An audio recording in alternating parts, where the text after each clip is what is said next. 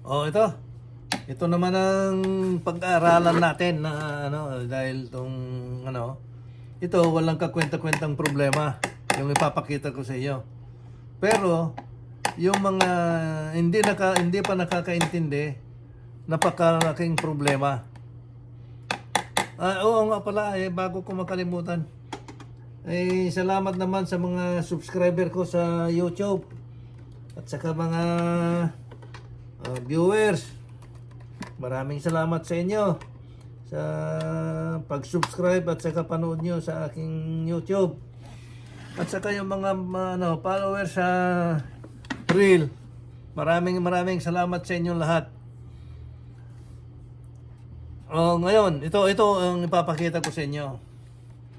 Ito, yung sabi ko na walang kakwenta-kwentang problema to. Pero napakalaki. Ito, kung ayaw magsirado, halimbawa, ganyan, no? Ganyan, no? Yan. Ayaw magsirado, di ba? Yan. Kasi pag hindi nagsisirado, hindi rin maluluto ng gusto yan. Kaya kailangan mag-lock. Yan, ganyan, no? Oh, yan. Kailangan mabitbit mo na ganyan na walang karga para sigurado na makakaluto ka. Kung hindi magsirado na ganon, yan, hindi magsirado, kasi dalawang klase yung takip na alam ko, hindi ko alam kung mayroon pang iba. Ito, mayroong itong papakita ko ito ngayon, walang yung iba mayroong screw dito. Phillips screw. Yan. Ito mayroong ganyan yan. Tanggalin mo yan.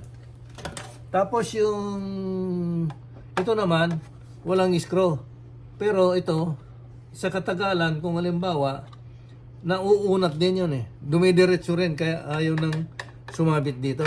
Dito ang sabitan niya Kaya ang gawin mo, kumuha ka na ng screwdriver, iganon mo lang. Maski hindi anong klaseng basta mapapasok mo doon at mapayuko mo lang konti. Huwag mo lang sobra ng pagkayuko dahil kung pag sobra mo naman, baka hindi rin pumasok o hindi mo rin matanggal. Kaya pero kung halimbawa, ang iganon mo, kasi ito may spring kung iganon mo at ayaw nang bumalik, tingnan mo yung spring kung bali. Nandito yung spring niya. Ayan Yan. Diyan. Ito ang nakakabit yan dyan. Yung spring ito, dito. Magkaisa yan. Yan nandito. Yan. Yan ang tignan ninyo.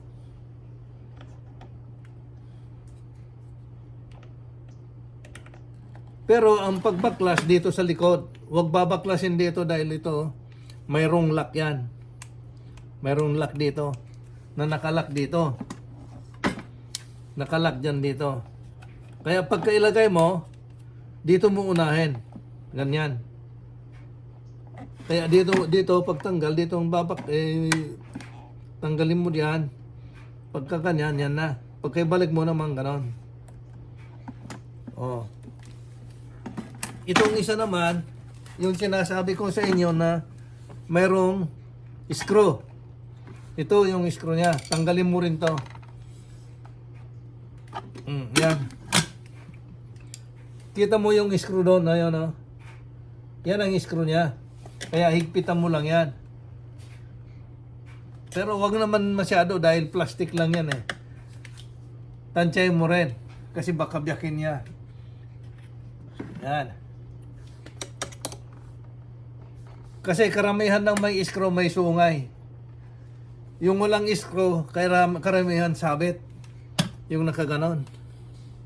Isa sumasabit na ganon, yung niya. Ito naman, dito sumasabit sa side.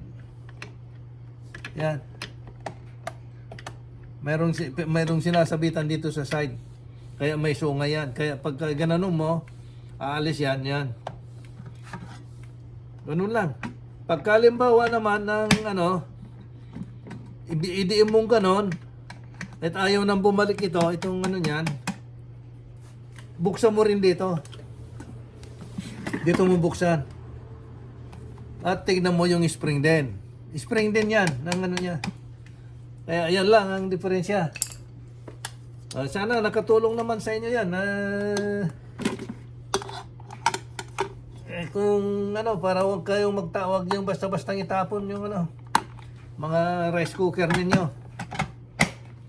Kasi may maraming nagtatapon ng ganito na ito, kagaya nito, tinapon. Dahil sa ayaw na magsirado yan. Ito lang ang ayaw magsirado. Kaya tinapon na.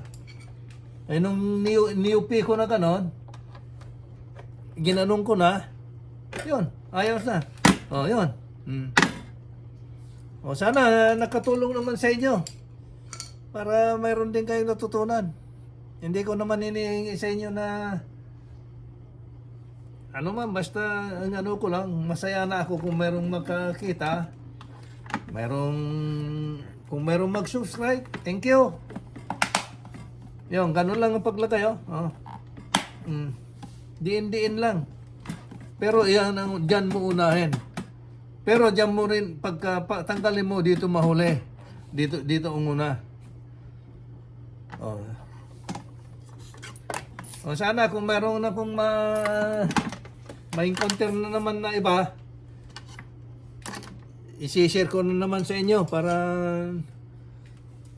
kung at sana naman yung mga marunong,